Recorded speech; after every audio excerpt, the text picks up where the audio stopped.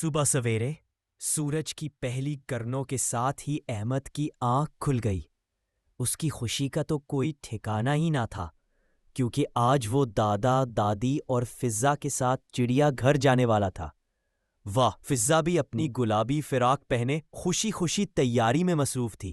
دادی اماں نے بڑے پیار سے پراٹھے اور انڈے تیار کیے اور دادا جان نے اپنے سفید امامے کو بڑے وقار سے سنوارا۔ چڑیا گھر میں داخل ہوتے ہی احمد کی آنکھیں چمکنے لگیں۔ یہ کیا؟ سامنے زرافے تھے جو اپنی لمبی گردنوں سے اونچے درختوں کے پتے چبا رہے تھے۔ دادی نے مسکرا کر کہا، دیکھو احمد، اللہ نے ہر جانور کو الگ انداز سے بنایا ہے اور سب میں کوئی نہ کوئی خوبی رکھی ہے۔ فضا نے جیسے ہی ہاتھی دیکھا تو حیرت سے اس کی آنکھیں پھیل گئیں۔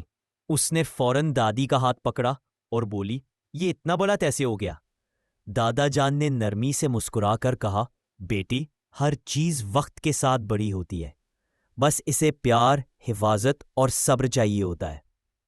جب وہ شیر کے پنجرے کے پاس پہنچے تو احمد کے قدم تھوڑے رک گئے۔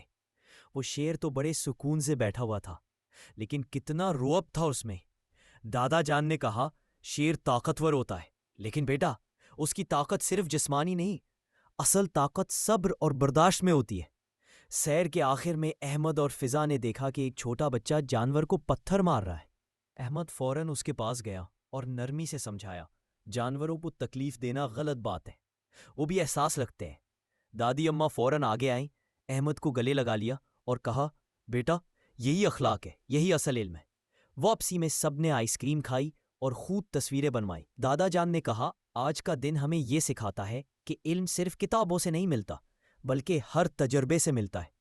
فضا نے خوشی سے ہاتھ ہلا کر کہا، مجھے سب سے زیادہ ہاتھی اچھے لگے۔